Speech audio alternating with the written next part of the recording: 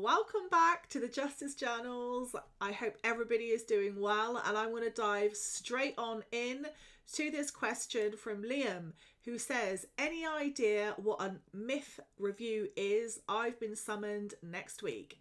Yes, Neil, I do. A MIF is the minimum income floor. This relates to self-employment. So I'm going to give you a little bit of the answer here, but you may want to follow my other channel here because this is all about self-employment and entrepreneurship. And in particular, we have a lot here about LCWRA, starting a business on LCWRA. And we also have a very big video down here on how to start a business on Universal Credit, that one there. And it tells you all of the different things you need to know if you are thinking of starting an online business or any business, and in particular what the MIF is. Now, the MIF is the minimum income floor. It's what the government, or as an amount the government say you need to be earning every single month if you are on Universal Credit for it to be a minimum amount of money. Now, when you're self-employed, if you're on the minimum income floor, that means you either are in this, haven't had a startup period, or you've gone past the startup period. So if you haven't met the amount of money that they say you should be earning, I'm going to give you an example. For an able-bodied person who doesn't have health conditions or disabilities, the minimum income floor is generally calculated like this. It would be 35 hours a week multiplied by the minimum wage for your age group. Now, if you have disabilities or you have health conditions, you can ask for a tapering. And that could be 10 hours a week, that could be 5 hours a week. Now, the minimum income floor is very important if you're on Universal Credit, because if you are due for a MIF review and they think that you are not meeting the amount of money that you should be meeting, they could say, okay, we're now going to find you non-gainful. If you are found non-gainful, it means that you will have to look for work. So you'll have to do, lose work, look for work. You'll have to look for work. You'll have to engage in the work search and all the rest of it. You can't be found gainfully self-employed, which you have to be in order to be given a minimum income floor, if you are in a certain work group. Most of those are people that have a limited ability to work, so that probably doesn't affect you. I would definitely go and give my other channel a look at. It is pure business, everything to do with business and marketing, because that is really what I coach in, that's what I specialise in, that's what I did years before. I even worked briefly for DWP, and it's really all I do now. So I would definitely go and have a little look at that. And make sure, one of the things I will say to you is, if you are self-employed on Universal Credit, make sure your accounts and your monthly spreadsheet is really, really good and up to date. Underneath that video that I've referred you to, I have something called an online business bundle, and it has a massive accountancy section in there. And there are loads of spreadsheets that you can use as templates, and they're already calculated for you. And it has actually the minimum income floor in one of them. So it pre-calculates the minimum income floor for you every single month. And the reason why that's important is because once you have gone past your minimum income floor, Universal Credit will take 55p in every pound. So let's just say you've had an income of £3,000 and your minimum income floor is £1,500.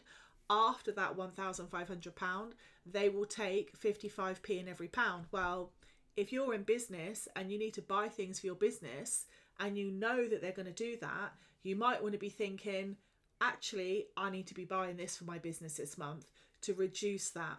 I say that with the caveat that this has to be done lawfully and correctly. And obviously, as you know, anything you buy for your business must be wholly and exclusively for the use of the business, which is a HMRC quote. So there we go. Hope it helps. Oh, one other thing. You want to be keeping a very, very good record, i.e. that template spreadsheet pack that I have in the bundle is really very useful, because once you have declared how much you have spent, like your income and your expenses every month when you're on Universal Credit, and you hit that send button, then that information you cannot see on your account unless you do a subject data access request. And even then, it's quite confusing how it's presented to you.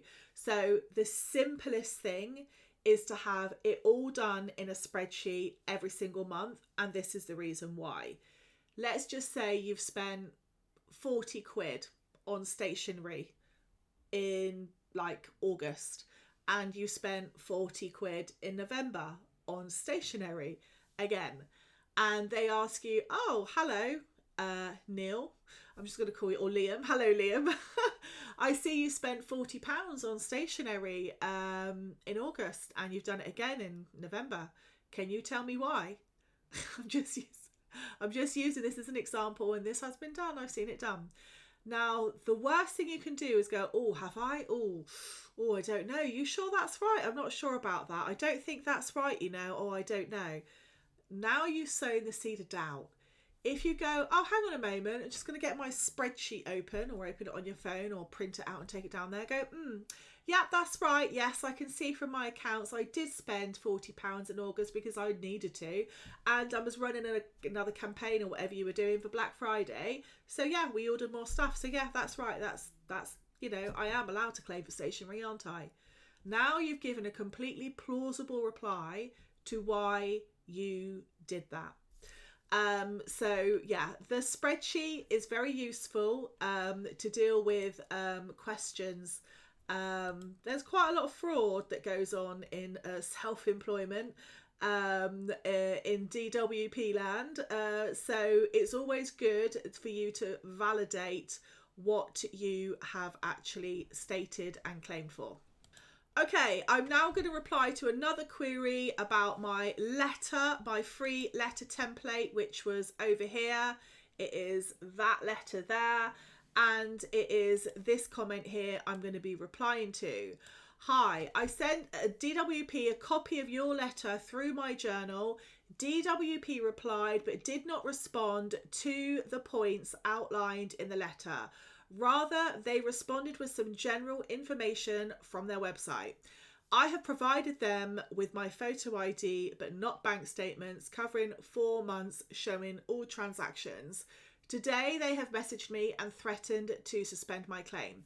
What should I do now? Any advice would be much appreciated. Thank you. Okay, Kaz. First of all, number one, the letter that you sent was a complaint letter. I hope you did put, it does actually say it's a complaint letter. If you've removed the word complaint from it, then you might have a problem. And the reason why I've called it a complaint letter is this. DWP have to reply to complaints, first of all. That's why it's important that you, if you're going to alter something, alter, you know, the bits and the bobs in the letter, you know, that your name, your address, all the rest of it. So number one, they have to reply to complaints.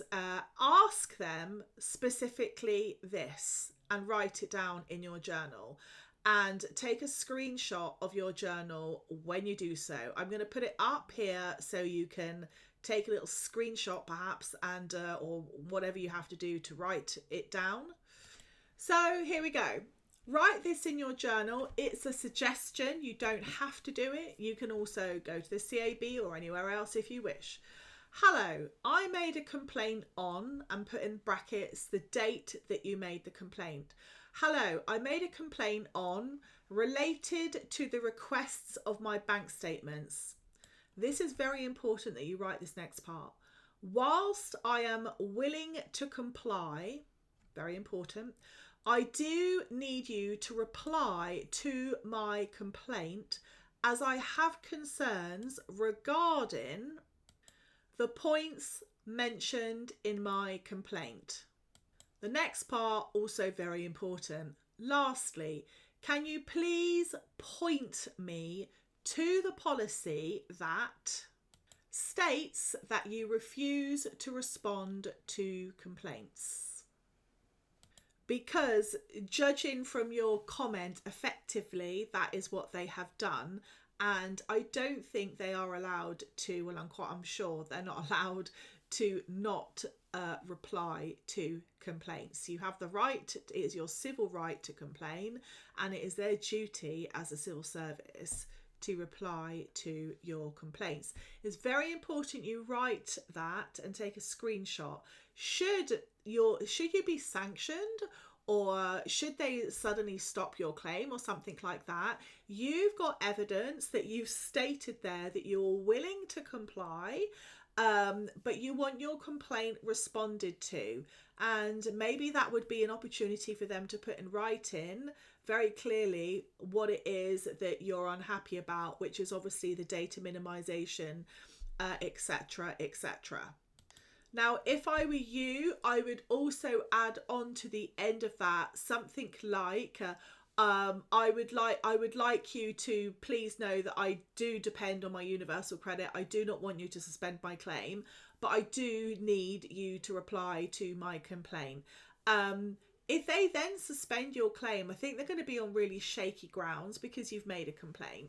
But they can potentially suspend your universal credit, because I've seen from the comments they have done it to a few people. However, most people that have sent that letter in have actually not had the response that you've had. They have had a much more positive response, and in most cases they've completely not forced them to provide the bank statements. As of yet, the Fraud, Error and Recovery Bill has not been passed in law either. So, they're running before things are legal, but then how much you want to play with that, how much you want to gamble with it, because it is technically a bit of a gamble, I suppose, then that is only a decision that you can make.